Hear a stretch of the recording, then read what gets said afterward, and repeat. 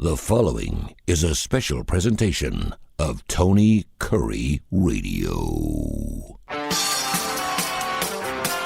Want the real story behind the sound bites and headlines? Let's find the facts. Remember, it's not a conspiracy theory if it's the truth. You are not paranoid or confused. You just need to know. And hello again, everybody. Kip Keefer with you for another edition of What You Need to Know. A lot of good stuff coming up here today. I'm going to try to assemble it as best I can. Some people might consider today's subject matter a little bit of a hodgepodge and perhaps a series of seemingly unrelated topics. But a lot has come to my attention. I witnessed a lot of things in the last week or so since I joined you last. So we're going to try to weave all that together into some kind of cohesive form. And I hope that, again, the idea of this program is fulfilled if I can express one thought, one sentiment, even a single word that triggers the ability for you to just give some thought and perspective to what you hear. Then the show is achieving its stated objective. Real quick, the traditional shameless plug here on the front end of the show. We are honored to have another program on Tony Kurre Radio. It's Wanna Bet that we shot out in Las Vegas. Some tremendous information on sports betting every week. And we would love for you to give that a listen on a football weekend as we get you ready for all the great action in the SEC, the NFL, and all points around the country. It's Wanna Bet right here on Tony Kurre Radio every week, in addition to our Need to Know program. All right, what were the things that I was referring to in the open? Well, let's start off with, okay, I'm just going to say it. I feel compelled for my Need to Know listeners who I love and appreciate so much that I'm willing to sacrifice some of my valuable time. And I did that last evening when I tuned in the debut season premiere of the 55th season of the CBS News Magazine 60 Minutes. They've been doing that for 55 years now, which is incredible run in any kind of broadcast endeavor, any kind of endeavor, period. But the highlight, of course, last night was the rarest of features, an interview with our fearless leader, none other than President Joe Biden. It was his first media interview in some 4 months.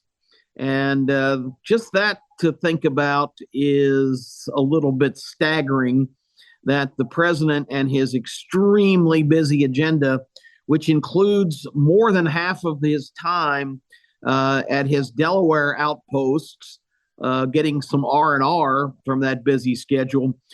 He actually sat down with Scott Pelley at CBS and gave a 20-minute interview. Those are 20 minutes I'll never get back, but I felt like I was duty-bound, is the best way to put it, to sit there and listen to that interview on the behalf of all of you that I felt like I needed to report on what I heard.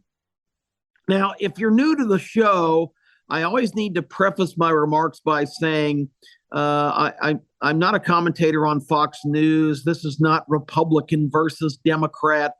If you're listening for the first time, I need to tell you that what I am is pro-American, pro-freedom. I believe this is the greatest country ever conceived.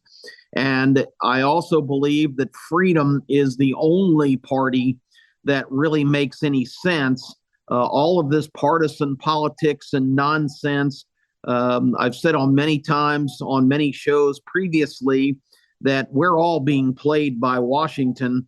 The enemy is not your neighbor across the street who may have some slightly different ideological views than yourself.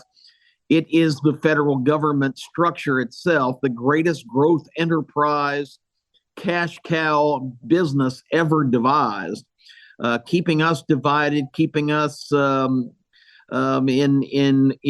turmoil is good for business. It makes the revenue just pour into both parties.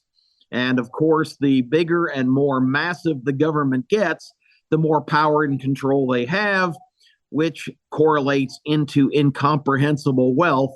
And since the beginning of time, that's what it's all about, folks. The funding, where the money comes from. This is no different than any other thing you can name. With that being said, too, I'm uncomfortable with the perception of anybody maybe believing that I am disrespecting the office of the presidency. That couldn't be further from the truth. I'm a history, I'll say it, I'm a history geek. I absolutely just pore over historical documentaries, publications, and I've been that way all my life. I remember when our family got our first set of encyclopedias way back when, they were the World Book. And when they were delivered, my favorite thing to do was to just grab randomly one of the volumes and look up which that happened to be, the presidents that were under that letter. For example, if I just reached onto the bookshelf and grabbed the H volume of the World Book, man, that was a mother lode, because I could read about William Henry Harrison and Rutherford B. Hayes and Benjamin Harrison and Warren Harding and Herbert Hoover. That was the mother lode, 5 H presidents in one book. And I loved doing that as a kid. I liked to find out who they were, where they were from, how they managed to ascend to the presidency, and what were the highlights and lowlights of their administrations.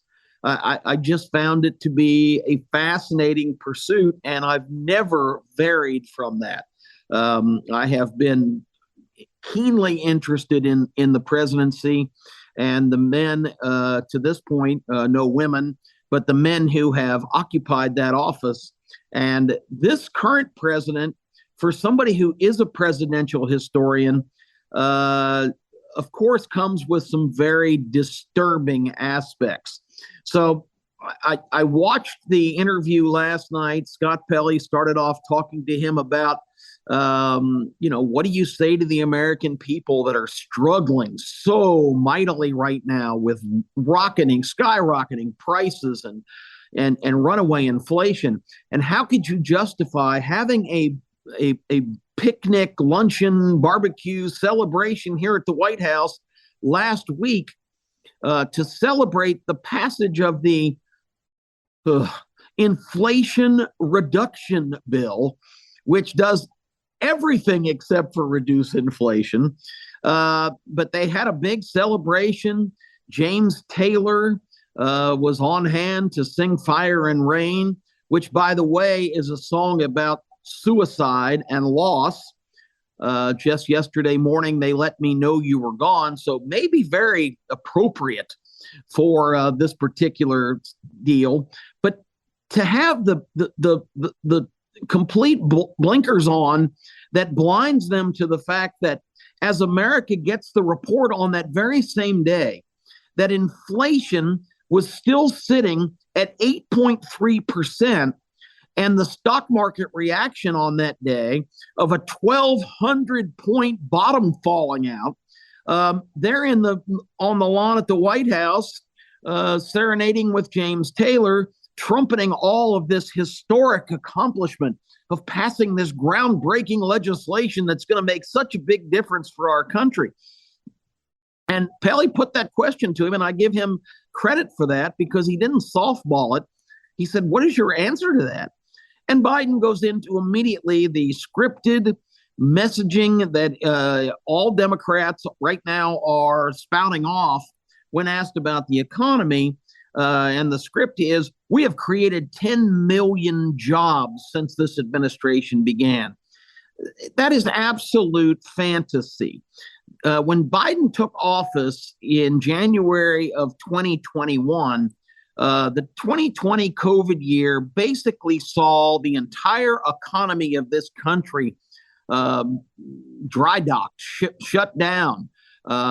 People weren't going to work. Companies had no choice but to lay off countless employees. There was so much transition, and there was so much money poured onto the American public to cope with these problems that the incentive to work was completely washed away. So for them to claim they've created 10 million jobs, no. As things have stabilized, 10 million jobs perhaps have come back that had gone on hold or been eliminated. But to hail that anything that they've done policy-wise is leading to people coming back to work is absurd. Right now, every analyst that looks at it will tell you that right now the American workforce is missing millions of people that were hard at work before the pandemic came up, which tells you that they have just kind of taken their windfall from the government and shut it down.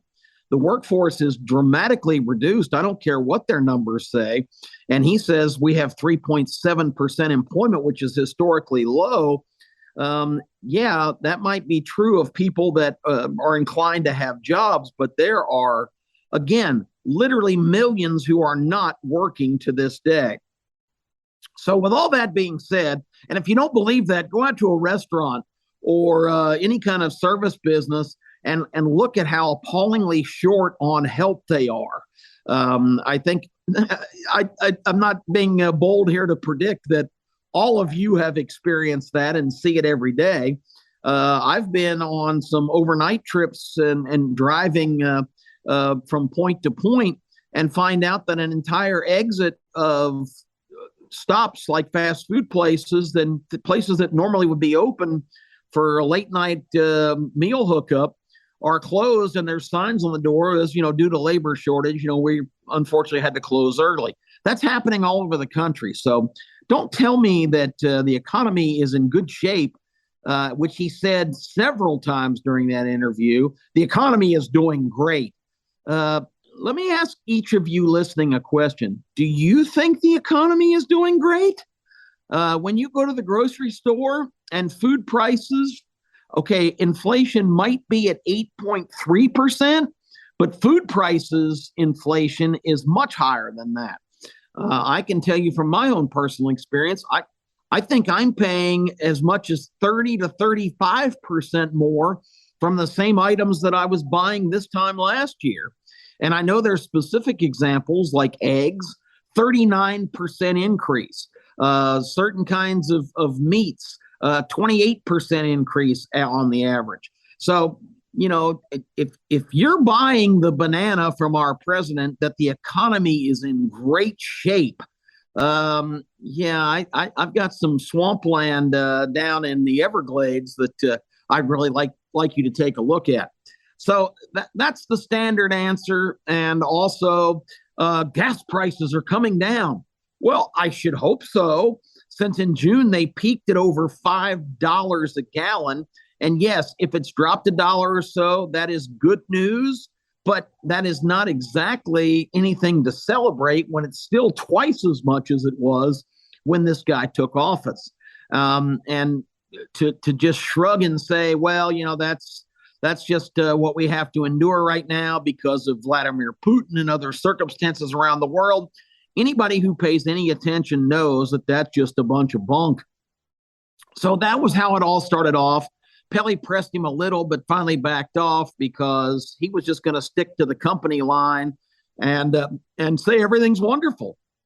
We talked about reverse reality on this show before, and it is not wonderful. And the way that they're dealing with this is to basically say the opposite of what's happening and say it enough times where people start to hear it and absorb it.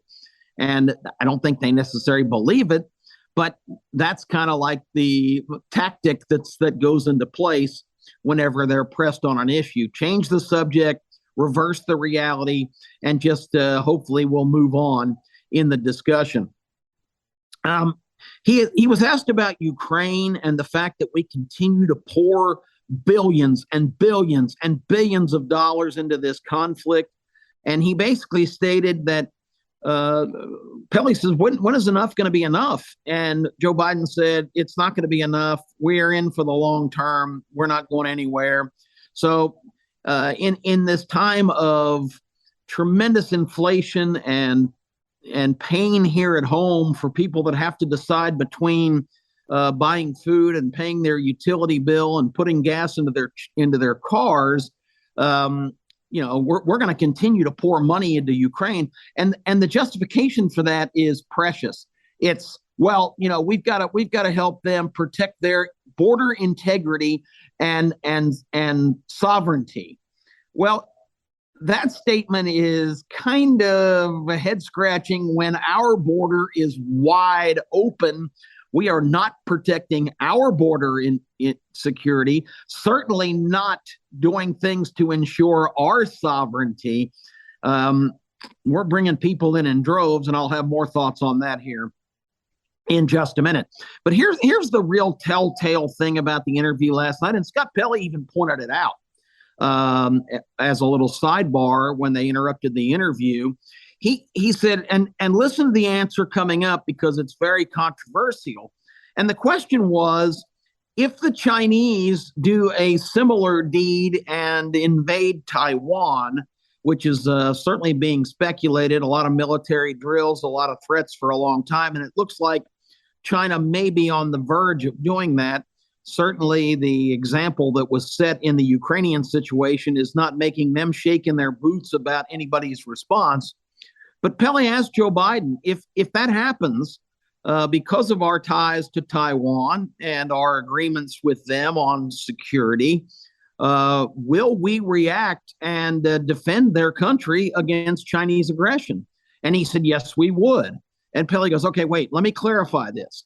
So you're saying that if China invades Taiwan, American men and women will be called upon to repel that aggression? And he said, the answer to that is yes.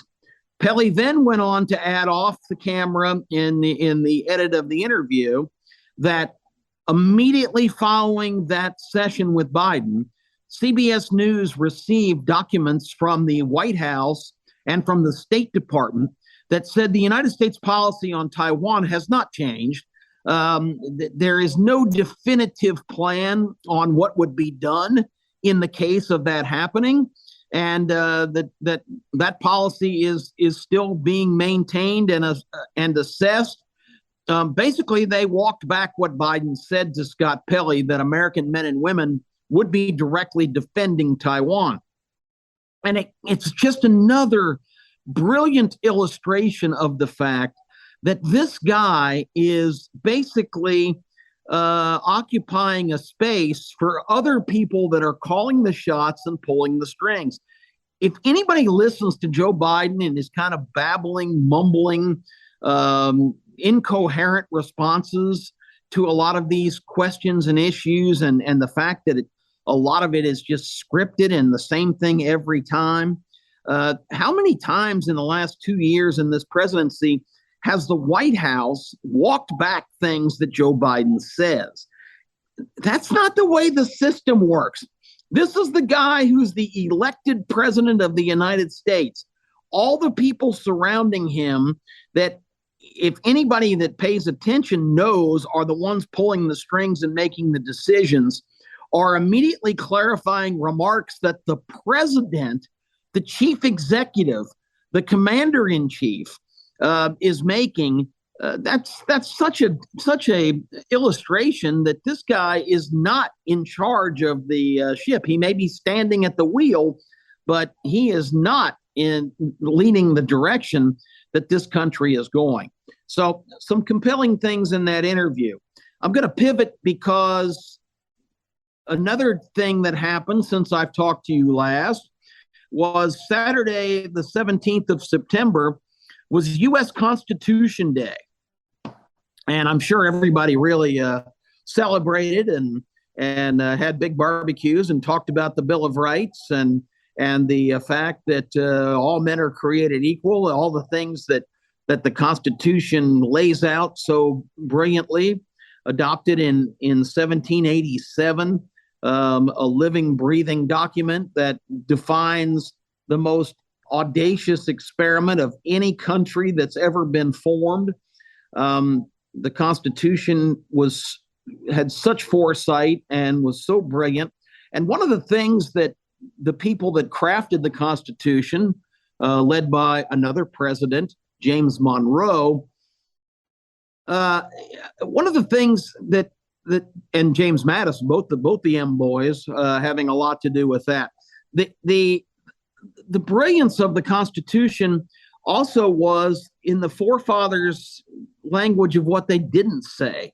And clearly, in some of those passages, one of their great fears was a future where the electorate was not informed and not really qualified to make the decisions that would be made and are required for a representative republic to really function properly. There was a survey just a couple of weeks ago, ironically, right before U.S. Constitution Day, which surveyed thousands of Americans, and the results were absolutely staggering. 56%, more than half of people asked, could not identify the three branches of government. Now, let that absorb for just a minute. They couldn't tell you. They couldn't tell you that we have an executive, a judicial, and a legislative branch. They couldn't answer the question. And this is exactly what the forefathers feared. It kind of reminds me of the old, I guess it's a joke or a story or quip. Would you say that you are ignorant or indifferent? And the response is, I don't know, and I don't care. I fear that's where so many Americans are now, because we've gotten away from teaching people in school what our system, our government is all about, what the conception was, the absolute genius of every component that went into our formation. And they don't know these things. They can't tell you who any of their representatives are. They can't name a single member of the Supreme Court. It's like living in a vacuum and just kind of rolling along like a note in a bottle on the sea, merrily along, just oblivious to everything that's going on around them. And that is not the recipe for a successful representative republic. I guess the point here is that on Constitution Day, not only are a lot of our citizens not equipped with the knowledge to know how our government works and how it's supposed to function, checks and balances. The executive is overseen by the legislative and vice versa. And the judicial is there to sort out any kind of disputes and interpretations of the law and the Constitution.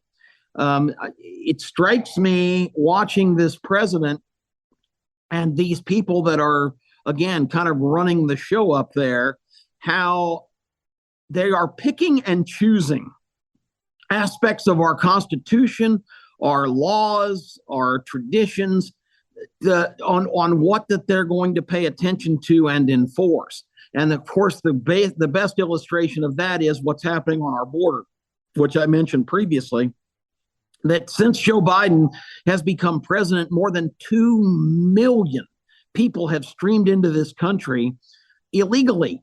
And the question came up to the White House press secretary about 2 weeks ago about people just walking across the border. And she did this kind of bizarre laugh. But I don't think people are walking across the border.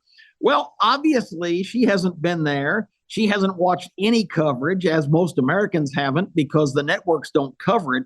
But that's exactly what's happened. People are strolling right into this country, including 66 people that have been rounded up walking in that were on the international terror list. These are reputed and wanted terrorists who are trying to just stroll into the country. So if we've rounded up 66 of them trying to do that, how many of them have successfully gotten in here? You talk about threatening to our democracy. This is threatening our country. And here's the really disgusting part. The Constitution clearly spells out that these kind of entries into the country are blatantly illegal. That's against the law. And not only do we not enforce the law selectively because to fit the agenda of what they're trying to create, they want as much of this traffic coming into this country as possible because they're just dreaming of immediately giving these people rights of citizenship, basically, even if they're not official citizens, driver's licenses, which comes with a direct correlation to be an eligible voter. These are things that are blatantly unconstitutional. So these decisions are breaking the law, literally breaking the law. Not only that, we're in an inflationary period and overrun by costs. And what are we doing? We're giving these people housing and education and all kinds of financial support. It's just mind-boggling that in a constitutional representative republic that we are blatantly breaking our own law for the advancement of political agenda. It's really, really sad.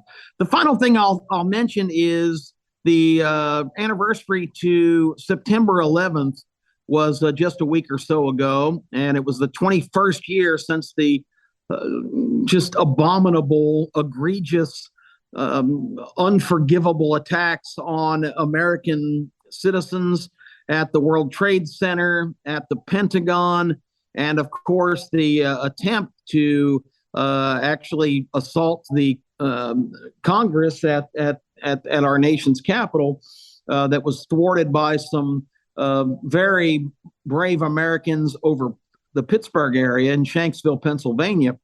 On the anniversary of that, and you can look it up, they're all on YouTube. There were a number of this administration's officials going on the Sunday news programs, and all of them were following the same script. Again, I gave credit to these folks a couple of weeks ago that they stick to the messaging. They don't vary. They're pretty much word for word. Everybody has their script. I don't know if it's sent by carrier pigeon or a secret decoder ring, but they all sing from the same hymnal. And on those shows, they were talking about that, yes, that was terrible. That was awful. These were terrorists. We'll never forget that. But we live in a time now where the enemy is not foreign, it's domestic. And guess who the enemy is? The enemy is anybody who disagrees with what they're doing. They're extremists. They are a threat to our democracy. They are usurping the thoughts of the brilliant elites that know what's best for our country. And, I need to ask each and every one of you, has anybody asked you if you want this country to transform and transition? Because the last thing Biden said in that interview the other night was, yeah, we got a lot of problems, but look where we are. We're at an inflection point to the greatest transition that this country has ever known. And the transition he's talking about is cradle to grave, massive government making all of your decisions for you. Has anybody asked you, is that what you want? I can tell you, it sure as hell isn't what I want. And I don't think most Americans, if posed the question that way, want to be a part of this great transition. We're just kind of along for the ride. And we better damn well stand up and make our feelings known that we believe in the concepts of this country. We want everybody to have access to the American dream. The way to get where we want to go is to not push everybody down. It's to lift everybody up. So again, some random thoughts. I hope we weaved it together to make some kind of sense. But these are things that are on my mind today that I thought you need to know. Always appreciate the opportunity to visit with you. Love being on Tony Kurre Radio. They're doing a fantastic job. Can't wait to visit with you again next week, right here, same time, same place. This has been a special presentation of Tony Kurre Radio.